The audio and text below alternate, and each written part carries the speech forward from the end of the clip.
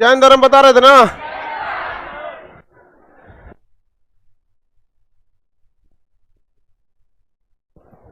कल जैन धर्म बता दिए थे ना। लड़की लोग को दिक्कत हो रहा है।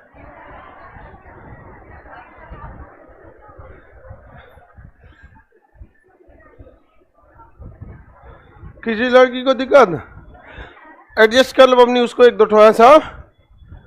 अब मरखैया किधर गई सब? हाँ, उसका रसीद यहीं था। आधा घंटा रोई थी वो ऑफिस बैठ के, ऑफिस में। हम तो रोते जिसको देख लेते उसको घर ही भेज देते हैं सीधे। एगो तो अपने यहाँ पे झगड़ा कर रही है और उस पर से भगीला के बाद रो रही थी। समझ में गया? बुजुर्ग लोग कहते हैं कि पुरुष का, मर्द का खून और औरत के आंसू, इस पे ज्यादा विचलित नहीं होना चाहिए। समझ में आया? हम यहाँ किसी लड़का लड़की लोग को एकदम सख्त हिदायत देते हैं। हम रोते देख लिए, घरे भेज देंगे ना, तो दो चार को लड़का को कहेंगे कि तेऊ जो के सतवे रोते लोग। पक्का हम बता रहे हैं। जोन रो दी, रोने के लिए तू लोग तैयार है? हाँ, ओके। फिर हॉस्टल ले साथे रोते जाएगा। ओके, सबको खुद से सोचना चाहिए कि बैठ के रोएगी अभी तो हम तो कैसा लगेगा। वो जाएगा हॉस्टल तक रोते। हाँ, भीड़ लग जाएगा। क्या बात है, दोनों रो रहा है सब। जो रोई तो लड़का लगा देंगे एकदम अपना प्रिय विद्यार्थी, जैसे श्याम सुंदर है कि नहीं?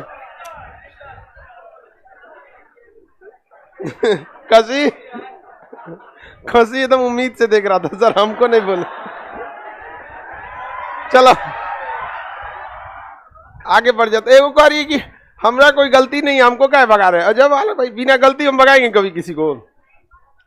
कोई रोएगा नहीं, वरना सबको यही मोक्ष दिला देंगे जहां रो दिए। चलो अब आगे बढ़ते हैं। कोई जी हुआ इसको? हाँ हाँ, अरे वही है भाई, मोक्ष हो गया या ज्ञान। देखो, ज्ञान जो होता था रहस्यमयी ज्ञान, अगर बौद्ध धर्म में हुआ तो मोक्ष, और जैन धर्म में हुआ तो कैवल्य। तो वही मोक्ष भी वही है, ज्ञान भी वही है, कैवल्य भी वही है। समझ में आ गया कि नहीं आ गया? सामान्य बातचीत की भाषा में ज्ञान बौद्ध ग्रंथों के हिसाब से, मोक्ष जैन ग्रंथों के हिसाब से। समझ में आ गया कि नहीं आ गया? रीजनिंग बैच लाइव पे नहीं था तो तुरंत दे देते लोग, दिक्कत हो जाता सर्वर पे। रीजनिंग बैच रात कितने बजे से था जी? पढ़े थे आप लोग? कैसा लगा? बनाए लोग ना? एक हफ्ता के अंदर रीजनिंग का टेस्ट होगा, उसमें अर्जुन रीजनिंग बना लेंगे लोग ना, एकदम गर्दा रीजनिंग हो जाएगा यहाँ पर। हाँ हाँ, रीजनिंग एकदम मुझे बानी बनना चाहिए। चलिए अब आगे देखते हैं हम लोग। हाँ, आगे बढ़ते हैं। वन लाइनर वाले में है। हाँ, धर्म देखिए, ध्यान से समझिए। जब भी ज्ञान प्राप्त हुआ, महावीर स्वामी को ज्ञान प्राप्त हुआ, तो ज्ञान को हम मोक्ष कहेंगे या कैवल्य कहेंगे? कैवल्य कहेंगे। और ज्ञान यानी कैवल्य प्राप्ति के बाद वो क्या कहलाए? जीन कहलाए। क्या कहलाए? जीन। जीन मतलब विजेता, जीन मतलब विजेता। तो पार्श्वनाथ जो थे ना, उनको भी ज्ञान प्राप्त हुआ था, तो वो भी क्या कहलाएंगे? जीन। तो उन्होंने अपना जो संप्रदाय, उनके अनुयायी थे ना, उन्हें जीन ग्रंथ, मतलब उन्होंने जीन, मतलब जीन पंथ या हो गया जीन संप्रदाय ही उन्होंने क्या कर दिया था? घोषित कर दिया था। तो किसी भी मतलब जैन धर्म के में ज्ञान प्राप्ति को क्या कहा गया? कैवल्य। और ज्ञान प्राप्ति के बाद व्यक्ति क्या हो गया? जीन। अब महावीर स्वामी भी क्या कहलाए? जीन। और भी क्या कहलाए? निग्रोध। क्या कहलाए? निग्रोध। तो महावीर स्वामी के जो अनुयायी रह गए, उनकी तुलना की गई जीन से। किससे की गई? जीन। अब महावीर स्वामी के जो अनुयायी हुए, उनकी तुलना की गई निग्रोध से। किस पर? निग्रोध से। समझ में आ गया कि नहीं? पार्श्वनाथ किस पर ध्यान दिए? विजेता पर। और ये महावीर स्वामी निग्रोध पर। निग्रंथ मतलब क्या होता है? बंधन मुक्त। बंधन मुक्त। समझ में आ गया कि नहीं आ गया? किसी को कोई दिक्कत नहीं था? हम कल निर्वाण यानी मृत्यु हो चुकी थी, कल हम आपको बता दिए थे। 72 वर्ष की आयु में 468 ईसा पूर्व। कहां पर मृत्यु हुई? पावापुर। उस समय मल्ल महाजनपद अपने चरमोत्कर्ष पर था। मल्ल महाजनपद बहुत आगे था। तो मल्ल महाजनपद जो थे उन्हीं के समय, मल्ल ही के समय महावीर स्वामी की भी मृत्यु हुई और इनकी भी, महात्मा बुद्ध की भी मृत्यु हुई। किस महाजनपद के समय? मल्ल महाजनपद। किसके समय? मल्ल। बस जगह अलग था लेकिन जनपद क्या था? मल्ल महाजन। क्या था? मल्ल महाजनपद। किसी को कोई दिक्कत नहीं ना? किसी को कोई दिक्कत नहीं? चलिए अब इसके आगे बताते हैं, जहां तक बता दिए थे तो आगे बढ़ा जाए। श्वेतांबर और दिगंबर में अंतर बता दिए थे, आगे बढ़े। पहली बौद्ध संगीति कहां हुई? पाटलिपुत्रा। द्वितीय जैन संगीति वल्लभी। जैन साहित्य में आगम आएगा। जैन साधुओं के निवास को क्या कहते हैं? वसदेव। क्या कहते हैं? वसदेव। जैन साधुओं का निवास वस। जैन तीर्थंकर के जीवनी भद्रबाहु द्वारा क्या है? कल्पसाहि। देखिए जैन धर्म में श्वेतांबर भद्रबाहु थे और स्थूलबाहु। स्थूलबाहु ने पुस्तक रचना में ज्यादा ध्यान नहीं दिया, सर्वाधिक ध्यान किसने दिया? भद्रबाहु। और भद्रबाहु ने ही दक्षिण भारत तक जाके जैन धर्म को फैलाया था। भद्रबाहु अपने साथ किस राजा को लेके गया था? चंद्रगुप्त मौर्य। तो जब कभी भी पुस्तक की बात आएगा तो सर्वाधिक पुस्तक की रचना किसने किया? भद्रबाहु। सर्वाधिक प्रचार भी किसने किया? भद्र। हालांकि भद्रबाहु दिगंबर का था कि श्वेतांबर का? दिगंबर का। स्थूल बाहु जो थे वो किसके थे? श्वेतांबर के। आगे बढ़ जाए ना। जैन तीर्थंकरों की जीवनी किसने लिखी थी? भद्रबाहु ने। अनुव्रत सिद्धांत किसका है? जैन धर्म। अनुव्रत संलेखन या फिर व्रत रख लेना और प्राण को त्याग देना किसका सिद्धांत है? जैन धर्म। किसका सिद्धांत है? जैन। इसी को संलेखन कह सकते हैं, संथाना कह सकते हैं या अनुव्रत कह सकते हैं। किसका सिद्धांत है? किसका सिद्धांत है बाबू? जैन धर्म। कैवल्य किसमें है? जैन धर्म। निग्रोध जीन तीर्थंकर सप्तभृंगी ज्ञान मतलब पूरा सम्यक ज्ञान जैन धर्म। किसमें है? जैन धर्म। अनेकांतवाद जैन धर्म मतलब एकांतवाद होता है, मतलब अकेले रहिए। अनेकांतवाद में आप सबके साथ भी रह के तपस्या कर सकते हैं। तो कभी ऐसा थोड़ी कहा गया जैन धर्म में कि आपको अकेले ही रहना पड़ेगा। स्यादवाद मतलब एकदम साधारण जीवन में आपको रहना है। आपको कभी भी देखे ना, जैन धर्म तो वस्त्र तक नहीं पहनता था, तो साधारण जीवन देना है। एकांतवाद की नहीं बल्कि अनेकांतवाद रह सकते हैं, कई लोगों के साथ भी रह सकते हैं। समझ में आ गया कि नहीं आ गया? किसी को कोई दिक्कत नहीं ना है? जैन धर्म को मानने वाले प्रमुख राजा में थे अजातशत्रु। कौन थे? अजातशत्रु। उदयन। अजातशत्रु और उदयन। पता है अजातशत्रु की हत्या कौन किया था? उदयन। दोनों बाप बेटा थे सब। अजातशत्रु और उदयन बाप बेटा थे। चंद्रगुप्त मौर्य और खारबेल ये बाप बेटा नहीं थे सब। चंद्रगुप्त मौर्य और खारबेल ये चार प्रमुख राजा का नाम याद रखिएगा। कौन कौन? अजातशत्रु, उदयन, चंद्रगुप्त मौर्य, खारबेल। अजातशत्रु, चंद्रगुप्त मौर्य, अजातशत्रु, उदयन, चंद्रगुप्त मौर्य और खारबेल ये चार प्रमुख राजा थे। इसके अलावे भी चंदेल राजा थे और राष्ट्रकूट राजा थे। अब राष्ट्रकूट राजा पढ़िएगा तो उसमें ऑटोमेटिक आपको जब राष्ट्रकूट वंश पढ़ाएंगे तो अमोघ वर्ष आ जाएंगे, ध्रुव आ जाएंगे। चंदेल शासक में जाएंगे तो उसमें पढ़ाई देंगे। अभी बस वंश को ध्यान रखना है कि इन वंशों ने दिया। यही वजह था कि जैन धर्म काफी तेजी से बढ़ा क्योंकि उसमें राजाओं का भी साथ मिलने लगा था। अब अजातशत्रु उसका बेटा उदयन ये लोग साथ दिए। मौर्य वंश में चंद्रगुप्त मौर्य और खारबेल, उड़ीसा का खारबेल, मध्य प्रदेश का चंदेल, महाराष्ट्र का राष्ट्रकूट, महाराष्ट्र का मध्य प्रदेश का चंदेल, मध्य प्रदेश का चंदेल, महाराष्ट्र का मध्य प्रदेश का चंदेल शासक थे। और यहाँ पे मगध था, यहाँ पे कौन था? चंद्रगुप्त मौर्य से पहले थे लोग। कौन? अजातशत्रु। और कौन था? उदयन। और यहाँ पर कौन था? खारबेल। उड़ीसा में याद रहेगा ना? पाटलिपुत्र उदयन किया था। बकलोलिया हिस्ट्री में पढ़ना ये सब। कभी धर्म देखो ना, जैन धर्म ठीक है, लेकिन इधर बैठी है तो कल उधर बैठी थी ये, ठीक है नहीं आई थी, कोई बात नहीं, इधर ही बैठना तुम, उधर होशियार नहीं बैठेगी, उधर होशियार सबका है। चंद्रगुप्त मौर्य ने क्या स्थापना किया, क्या नहीं किया, मौर्य वंश में पूरा डिटेल से बताएं। अभी आप फोकस पूरी फुल फोकस रखिए किस चीज पे? जैन। किस पे? आप लोग को समझ में आ रहा है ना? हिस्ट्री है ये। कौन सब्जेक्ट है? हाँ हिस्ट्री, इतिहास। हाँ चलिए अब ध्यान देते हैं। इतना तो समझ में आ ही रहा होगा ना, बहुत है इतना। आगे देखते हैं। अजात शत्रु किस जान?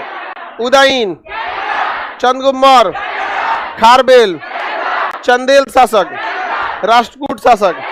इसमें अमोघ वर्ष लिखा है। अमोघ वर्ष भी राष्ट्रकूट वंश का ही शासक था। जब राष्ट्रकूट पढ़िएगा ना सारा शासक याद कर लेंगे, तो फिर आपको इतना दिक्कत तो नहीं होगा याद करने में आपको। आगे बढ़े। जैन मंदिर में हाथी सिंह मंदिर गुजरात में। हाथी मंदिर गुजरात, हाथी मंदिर, जल मंदिर पावापुरी, हाथी मंदिर गुजरात, जल मंदिर पावापुरी बिहार में है, राजगीर के आगे है वहां पे पावापुरी। जाएंगे ना राजगीर के आगे क्या मिलेगा? पावापुरी। समझ में आप लोग गए होंगे लोग। चलिए अब ध्यान से देखिए।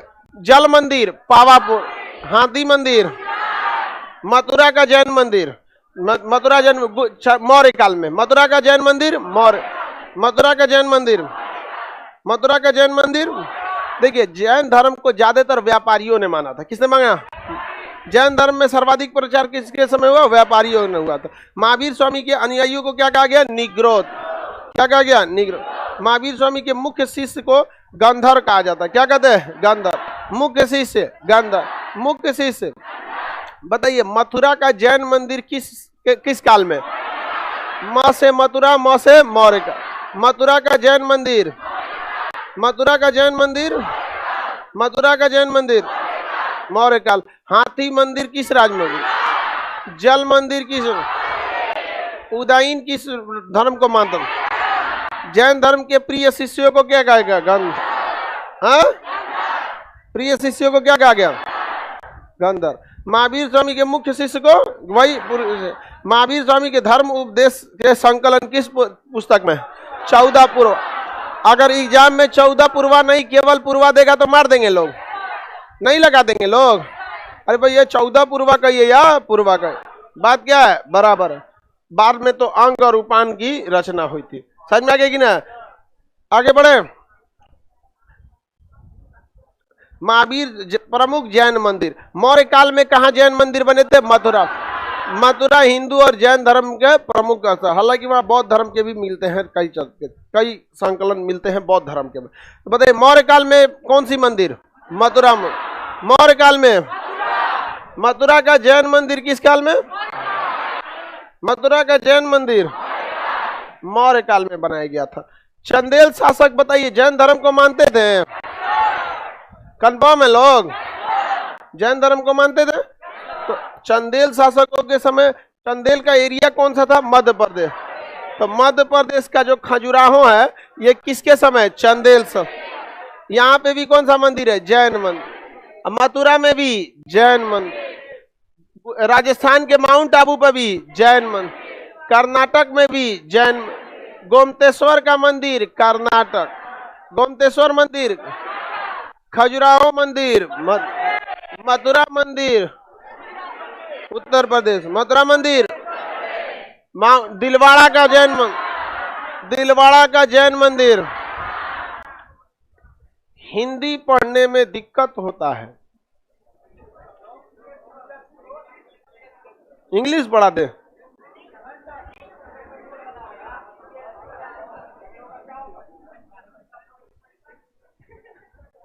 आगे बढ़े, बोलिए। गोमतेश्वर मंदिर इसे बाहुबली मंदिर करते हैं। क्या कहते हैं? बाहुबली। किस मंदिर को बाहुबली मंदिर का? बाहुबली मंदिर। और इसी मंदिर की एक फोटो लगी हुई है कहाँ पे? चंदेल में, खजुराहो मंदिर में। किसमें? खजुराहो। खजुराहो का मंदिर, बाहुबली मंदिर, गोमतेश्वर मंदिर, दिलवाड़ा का जैन मंदिर, दिलवाड़ा का जैन मंदिर, मध्य प्रदेश के खजुराहो मंदिर।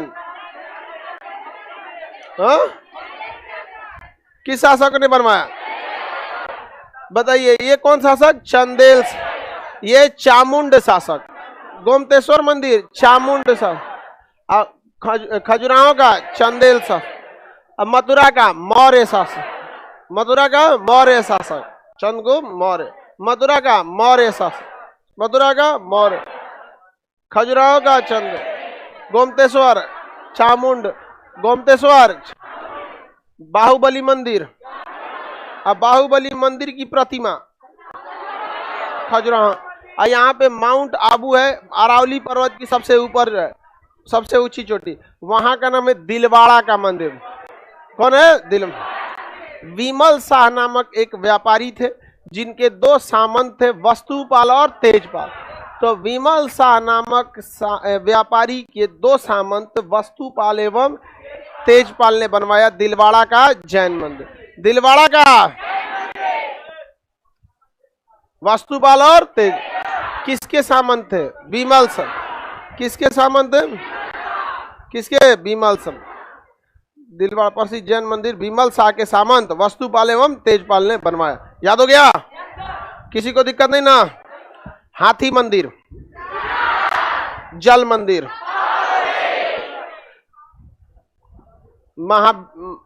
बाहुबली मंदिर, कर्नाटक के का गोमतेश्वर। गोमतेश्वर की मंदिर किस राजा ने, किस शासक ने? चामुंड शासक। किसने? चामुंड। किसने? चामुंड शासक ने बनवाया था। इस चामुंड शासक, चंदेल शासकों ने खजुराहो। देखिए खजुराहो हिंदू और जैन दोनों का प्रमुख स्थल, और अजंता तीनों का है, हिंदू बौद्ध और तीनों का है, तीनों का स्थल है। किसी को कोई दिक्कत नहीं ना? आगे बढ़े। सभी धर्मों का स्थल, तीनों धर्म न है, हिंदू जैन बौद्ध, तो यही धर्म, तो बाकी बहुत सारा धर्म। सभी धर्मों का स्थल विद्यालय, यहाँ हर धर्म के, आप में हर धर्म का है कि नहीं? हर संप्रदाय हर धर्म का होगा, समझ में आ गया? हर तरह के मिलेंगे, धर्म छोड़िए, होशियार बकलोल भी मिलेगा, महाबकलोल भी। आगे समझे? किसी को दिक्कत नहीं ना? गोमतेश्वर का मंदिर किस राजाओं ने? हाँ, चामुंड शासक। अब दिगंबर और श्वेतांबर में समझते हैं। श्वेतांबर सफेद वस्त्र, दिगंबर निर्वस्त्र रहते थे। क्या रहते थे? श्वेतांबर जो थे लोग, ये थोड़े साइंटिफिक दिमाग के थे। श्वेतांबर और दिगंबर, श्वेतांबर और दिगंबर, ये थोड़े से मतलब थोड़ा सा सोसाइटी को भी ध्यान रखते थे। ये कैसे वस्त्र पहनते थे? सफेद, और ये वस्त्र नहीं पहनते थे। इनका कहना था कि जैन, अगर आपको कैवल यानी मोक्ष की प्राप्ति, ज्ञान की प्राप्ति होगी तो भी भोजन लेना ही पड़ेगा। इनका कहना था भोजन की क्या जरूरत है यहाँ पर। इनका कहना था बौद्ध जैन संगीति में महिलाओं को भी मोक्ष मिल सकता है। इनका कहना था महिला को मोक्ष नहीं मिलेगा। बताइए, बवाले हो गए यहाँ पर। ये तो हमसे भी खतरनाक थे लोग। आगे देंगे। अब बताइए, ऐसा थोड़ी है कि महिलाओं को मोक्ष नहीं मिलेगा। आप लोग बताइए, हम नहीं बोल रहे हैं, इनमें बोला गया। तो हाँ, इनमें श्वेतांबर के हिसाब से महिलाओं को मोक्ष मिल सकता था कि नहीं? इनके हिसाब से नहीं। तो फिर महिला, तब तो पता चला कि सारा पुरुष को मोक्ष मिल गया, वो जन्मे नहीं लेगा, खाली महिला बच जाएगी, तो दिक्कत हो जाएगा। हाँ, अजब अच्छा नहीं ना लगेगा? जग सुना सुना लागे। नहीं समझ आया? तो ऐसा थोड़े, लड़की जब को कम मत समझिएगा आप लोग। तो इनका कहना था कि भाई महिला कैसे मोक्ष लेगी? तो महिला बहुत पुण्य का काम करेगी तो पुरुष जन्म लेगी, और उसके बाद फिर बढ़िया काम करेगी तब जाके उसे मोक्ष मिलेगा। इतना मतलब कई मतलब स्टेप रख दिया गया, जिस वजह से महिलाओं का मोह इससे थोड़ा सा भंग हो गया। अब महिला जहाँ पे, महिला अगर खिलाफ हुई तो बहुत दिक्कत हो जाएगा, क्योंकि गृह मंत्रालय उसी के कंट्रोल में रहता है। जो नेक्स्ट जनरेशन है फुल टू महिलाओं के हाथ में ही है। जो अगली पीढ़ी है ना, पूरी तरह महिला के हाथ में। आपके बाल बच्चे कैसे दिमाग के होंगे ये डिपेंड करता है कि अब पत्नी किस दिमाग की आ रही है।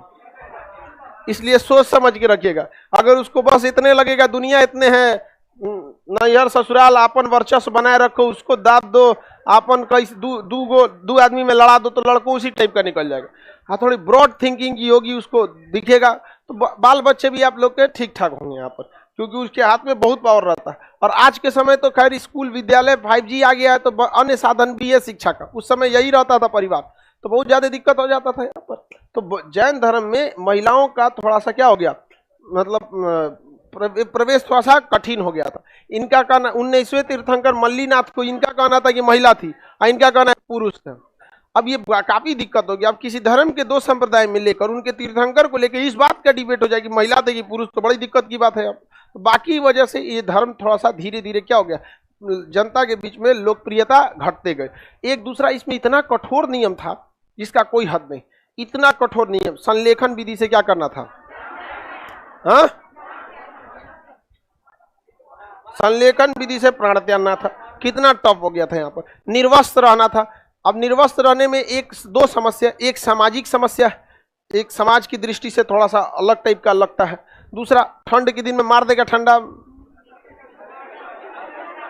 खत्म कहानी हो जाएंगे, लेकिन वहीं मोक्ष मिल जाएगा। लेकिन वो लोग रह जाते थे, इतना शरीर को तपाते थे कि सही उनकी आत्मा दूसरा जन्म ना लेगी। बहुत सताते थे लोग शरीर को।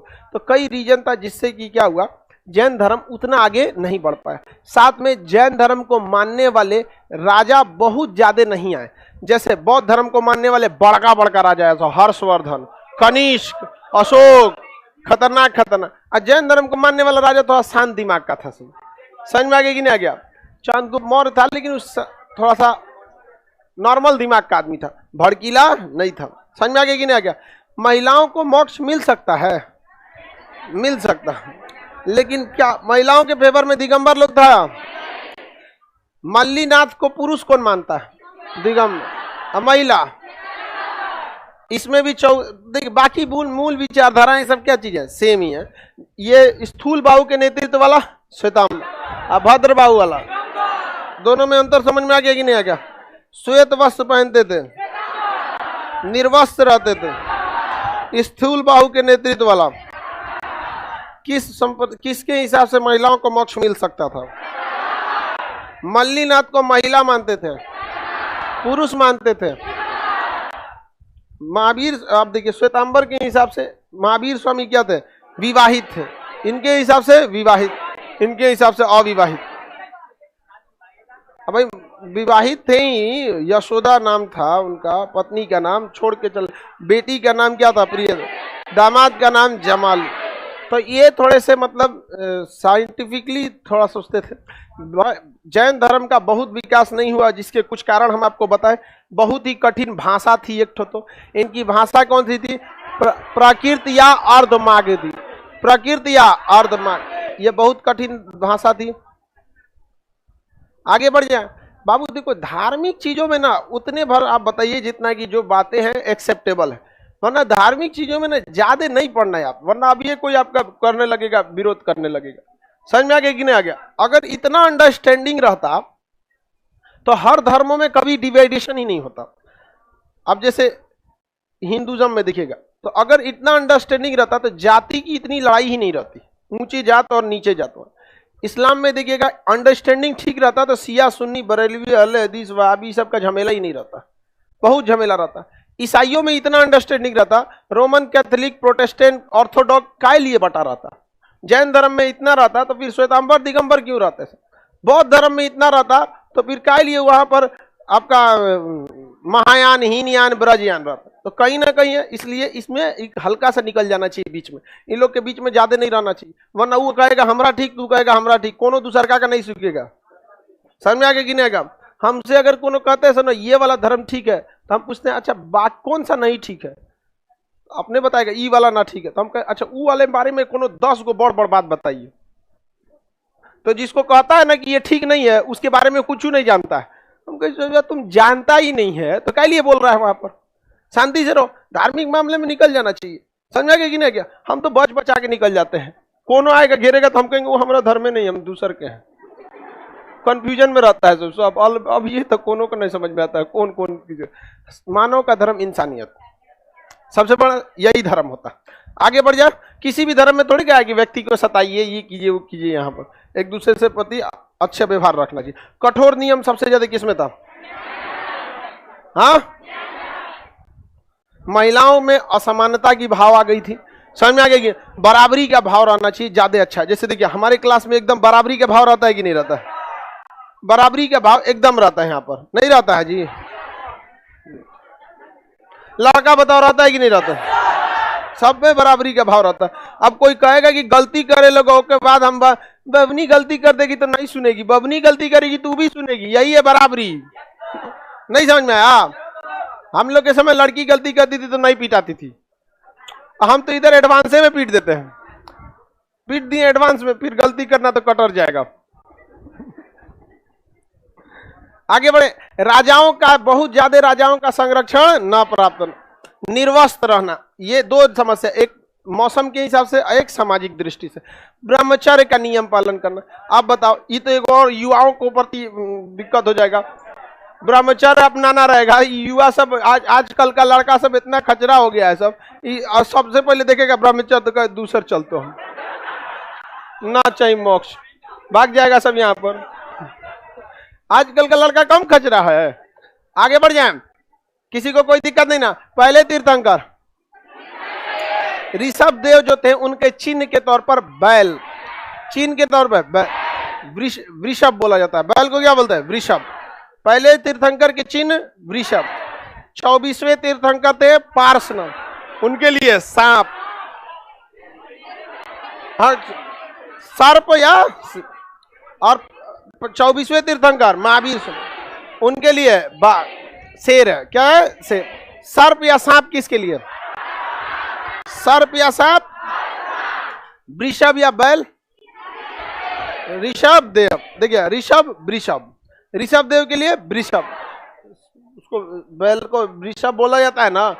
बड़ साइज का होता है, डबल एक्सेल एक होता है सब, बहुत खतरनाक बैल। गांव का देखिएगा, पटना का बैल को देखेंगे कुपोषण का शिकार हुआ रहता है सब, बेचारा एकदम प्लास्टिक खा के मरल रहता है। वही गांव में देखिएगा, देखो आएगा सर डबल एक्सेल, एकदम कटप्पा साइज का। आगे बढ़ जाए। अब उसके बाद आपका, अब सुनिए ध्यान से, महावीर स्वामी के अनुयायी क्या कहलाए थे? निग्रोध। और इनके पार्श्वनाथ के क्या कहलाए थे? जीन ग्रंथ। क्या कहलाए? आगे बढ़ जाएं। निग्रंथ कहलाए, जीन ग्रंथ कहलाए। मतलब कहने का सेंस यही है कि इस मतलब मोक्ष मिल चुका है इन लोगों को। यहाँ पर महावीर स्वामी का जन्म 540 ईसा पूर्व कहाँ हुआ था? सर्वप्रथम जैन धर्म में सर्वप्रथम विभेद किसने किया था? जमाल। अब महिला में चंपा, महिला में चल जाओगे नीचे, जाओ अभी इधरे मत गिर जाए, लड़का का भी तबीयत गड़बड़ा जाता है। अब ये वन लाइनर आप लोग पढ़ लेंगे, इससे क्वेश्चन हम आपसे पूछेंगे पूरा वन लाइनर से कल, ठीक है?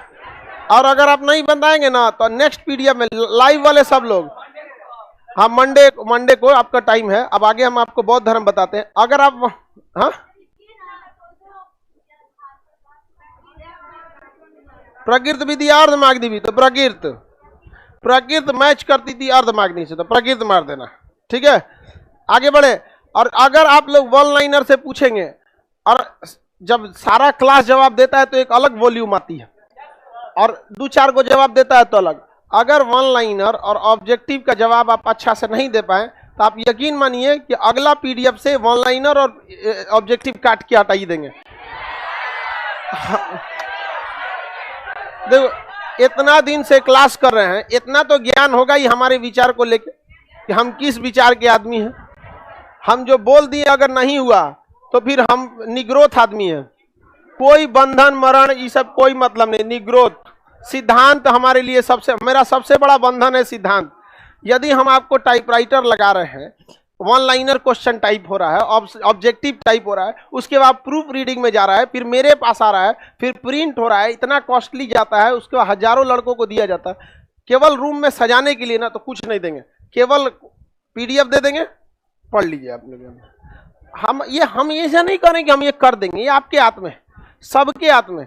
हमको अगर मतलब सेटिस्फाई वाला जवाब नहीं मिला, पूर्ण उपयोगिता हमको नहीं मिली, तो हम सीमांत उपयोगिता शून्य कर दें। चलिए अब ध्यान देते हैं आगे। इतना आपको समझ में आ रहा है कहाँ कहाँ से क्वेश्चन खोज लाना पड़ता है, और उस पर नहीं पड़ेगा सब तो उससे बाद।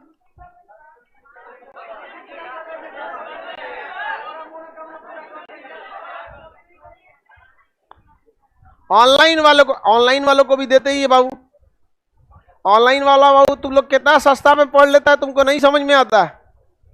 तुम एक बार दिल्ली घूम के आओ, समझा गया। हम दो बात कहते हैं, अगर जिनके पटना या बिहार के में मतलब फीस ज्यादा लगता है, एक बार दिल्ली घूम के आओ, आओगे तो बिहार की धरती को चूमोगे, भैया यही सही था। पटना में 60-70 हजार लगता है, लगता नहीं है, ठगा के चलाते हैं लोग। तो वो देखिए पटना में ना एक फैशन हो गया किस चीज का कि फीस बढ़ा दो मतलब क्वालिटी सही है, ये फैशन हो गया। और आप ही लोग जैसे घेरा जाती हैं, देखिए आइयो 60-70 हजार, बस इंक्वायरी करके आई, देखो होशियार है इसको 70 हजार को समझा दिया है। आप इतना कौन सा पढ़ाई होता है 70 हजार में।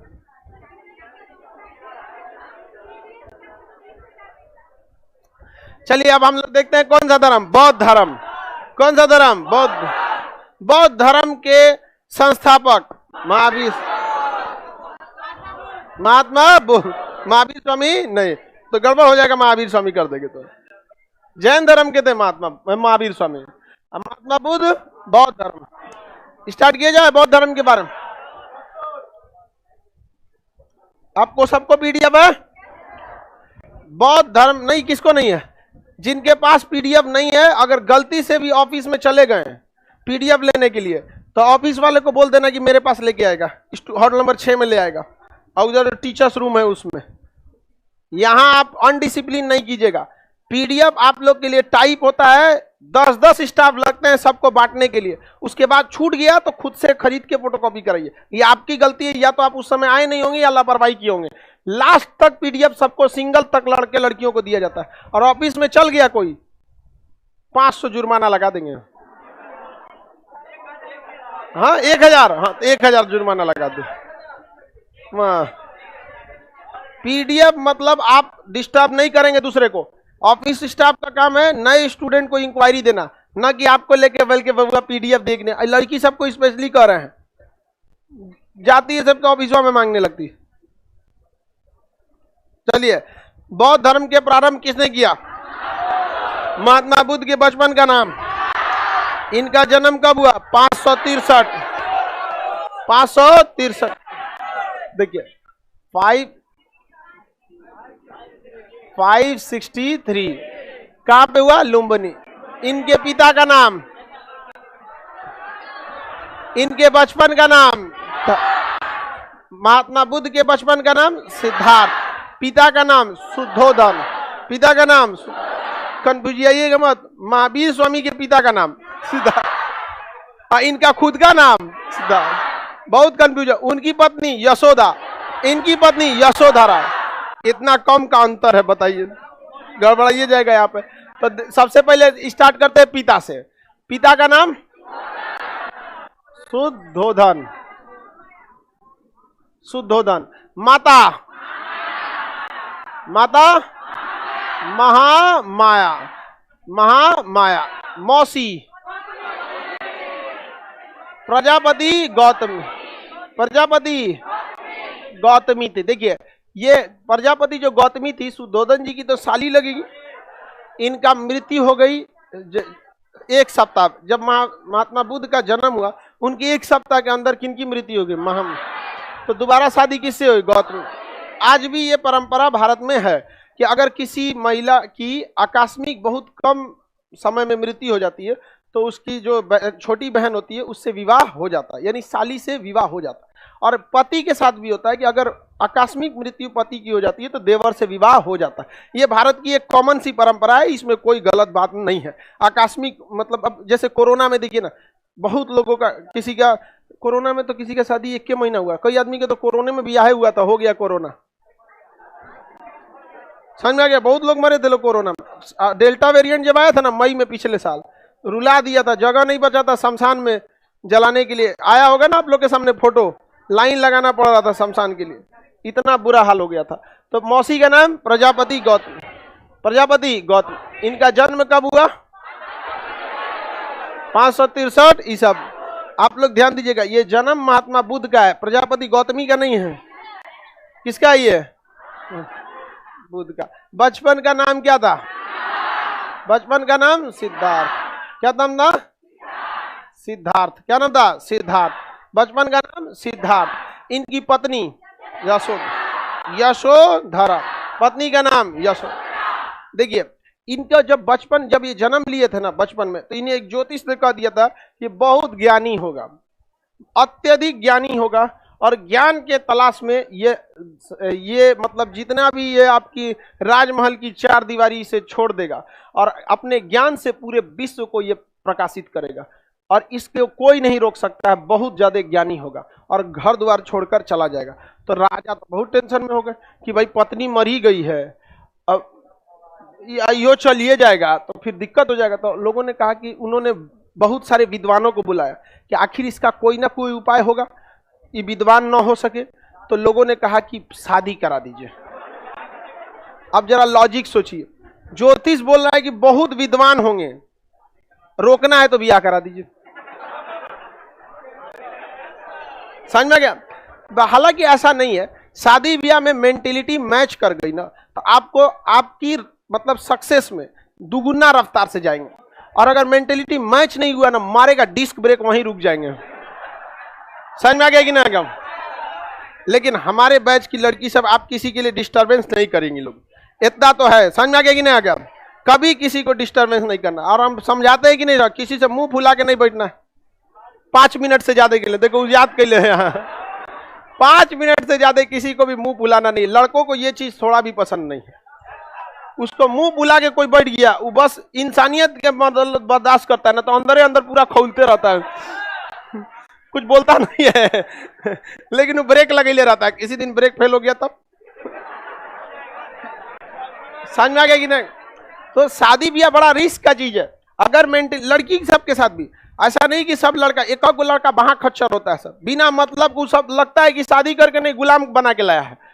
तो अगर मेंटेलिटी मैच कर गई तो आपके लिए मतलब पूरी संसार में समझिए मोक्ष मिल गया। आज के समय में मोक्ष है, समझिए, तो कैवल्य हो गए आप। तो लेकिन अगर नहीं मैच किया तो रद्द होना फिक्स है यहाँ पर। तो इनकी विवाह हो गई बहुत कम आयु में, बाल विवाह हो गया यहाँ पर, और उस समय की सबसे सुंदर कन्या से। क्या नाम था?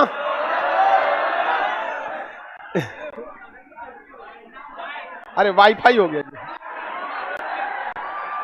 वाइफ का नाम यशोधरा। वाइफ का नाम यशोधरा।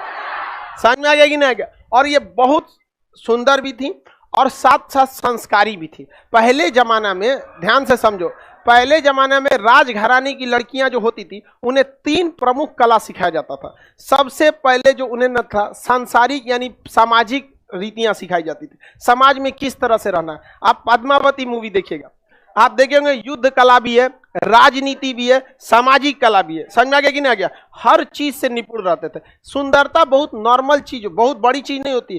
ताजमहल के सामने भी आपको रख दिया जाएगा घर खरीद के ना, तो 10 दिन बाद ताजमहल उठपटांग लगने लगे, इससे तो नहीं। समझ में आ गया कि नहीं आ गया?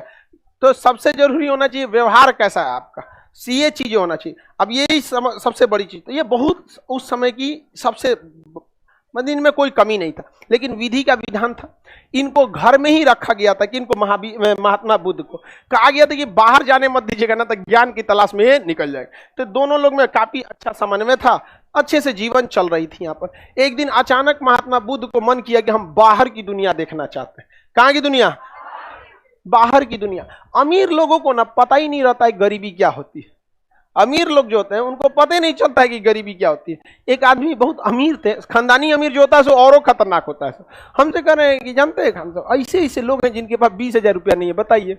हम कह रही भाई 20,000, गांव में जाके देखिए 1,000 रुपये के वजह से लोग मर जाते हैं, इलाज ना हो पाता है। हाँ, तो 20,000 बोल रहा है, ये दिखाता है कि इसने दुनिया ही नहीं देखा है। गांव के एक एक गरीब किसान का देखिए ना, चप्पल को अपने हाथ से 10 जगह से सिले रहता है। लेकिन हाँ, गांव में संस्कार ज्यादा देखने को मिलता है। भले गरीबी रहेगा, जाइएगा तो कुछ देना, खेते में से 2 बोलेगा गोभी लौकी वही दे देगा, ले जाइए यहाँ पर। ये चीजें काफी अच्छी रहती है, और वहां पे काफी सदका, आदर सत्कार रहता है। शहर में कुत्तों से सावधान, घुसते लिखा रहता है कुत्तों से सावधान। अब अजीब टाइप की फीलिंग आती है। चलिए आप ध्यान से समझिए। तो इन लोगों में काफी समन्वय था। ये बाहर गए तो इनको शुरू से उसी माहौल में रखा गया था कि एकदम राजघराने में खाना खाने के टाइम पे फटाक से खाना लग जाता था। ये बाहर गए तो इनको देखने को देखे तो एक बेचारा गरीब आदमी जा रहा था, बहुत गरीब था, अचानक चल आया। और उससे पहले पूरा प्रोग्राम बनाया गया था, कैसे डोनाल्ड ट्रंप आ रहा था तो पूरा गरीब उरीब के लिए दीवाल वाल ढक दिया गया था, लगा दिया गया था कि नहीं। तो अभी नेता होता जाते हैं सब। अब मोदी जी एक बार आए थे तो कहते कि पटना की ट्रैफिक व्यवस्था बहुत अच्छी लगी। अजब हाल है, हटा दिया था ना तब ना आपको अच्छा लगे। यहाँ पे किसी दिन आइए आप यहाँ जाम में ना कोचिंगवा के सामने कोई आ गया तो उसका तो रद्द हाल हो जाएगा। उसी तरह पूरी व्यवस्था रखी गई थी, किसके लिए, किसको, फिर कोई बेहोश हो गई,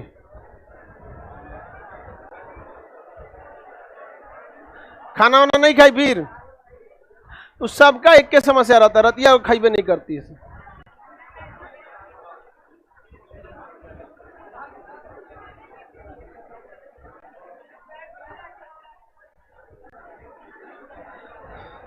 देखो हाँ तो खाने में नहीं खाएगी सब रात में। रीजनिंग भी ऑनलाइन दे देते हैं। अब चलो बहू यहाँ पे उसका तबीयत खराब हो गया, यहाँ पर टाइम भी हो गया आपको, ठीक है।